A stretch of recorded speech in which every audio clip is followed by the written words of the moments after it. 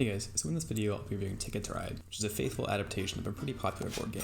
Like the board game, the video game is easy to learn and pick up. It's the same rules as the board game. The base game was free on Epic Games a while ago, so for those of you who have been picking up those freebies, you might have picked it up then. In this review, I'll briefly explain the game and then talk more specifically about the video game adaptation. So first of all, the point of the game is to connect the various cities on the board with your trains. You get route cards at the beginning of the game that basically give you a route to connect between these different distant cities, and you get points by fulfilling these route cards and placing trains on the map. Generally, it's a pretty fun board game. It's pretty simple to pick up, doesn't have a steep learning curve, unlike a lot of other board games out there. So it's a great game for people who are just getting into board games. There's a lot of different maps out there. The base game only comes with 1 or 2 maps, but you can pick up a lot of different ones as DLC. Some maps have some very simple mechanics, like the original map, and some more complicated mechanics. So for example, in the Pennsylvania map, whenever you complete a route, you can collect an additional card, and whoever has the most amount of each specific card can get a certain number of points at the end of the game. And the UK map is another example. You have to buy technologies in order to do certain things. So if you want to go build a route from England to Wales, you have to buy technologies to do that. Overall, I'd say there's a lot of randomness in other board games. You don't have the dice roll baked in, but there's also randomness of what train cards you get. And some of the boards have more randomness than others. So for example, in the Europe maps, some paths are tunnels. And what that means is you might need additional cards to be able to place a train there. And I think that's kind of frustrating and not real fun. I don't love the Europe maps. But as a whole, the maps provide a lot of variety to the game. They each have their own unique mechanics. It can be fun to collect them all, or, you know, just pick up the ones that you care about. So if you really want to play Europe, but if you don't need to collect all the maps in this game in order to have fun. That said, the 2 maps that I would recommend are the Pennsylvania map, if you want the biggest strategy shifter, and I recommend the UK map if you want a map with the most complexity, most mechanics and things to think about to strategize with.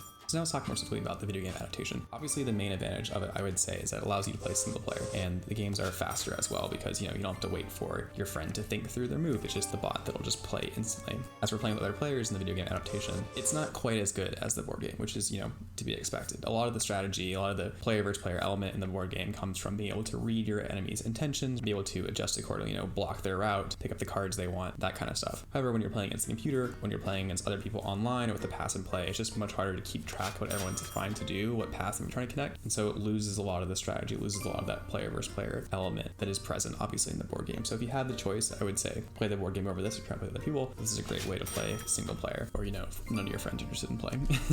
So overall, it's a faithful adaptation of Ticket to Ride, which is just a fun, easy to learn board game. Some maps have some more complex mechanics, so if you're really into the game and you want to try something a little more complicated than just vanilla Ticket to Ride, there's that there that will engage you for much longer. The game goes on sale a lot, but, you know, even at its non-sale price, it's much cheaper than the physical board. That's Ticket to Ride. Thanks for watching, and be sure to check out the rest of my videos. I have some more 2-minute reviews out there. I also have a longer roguelite series of reviews you can check out. And yeah, thanks for watching, and subscribe if you want to see more content like this.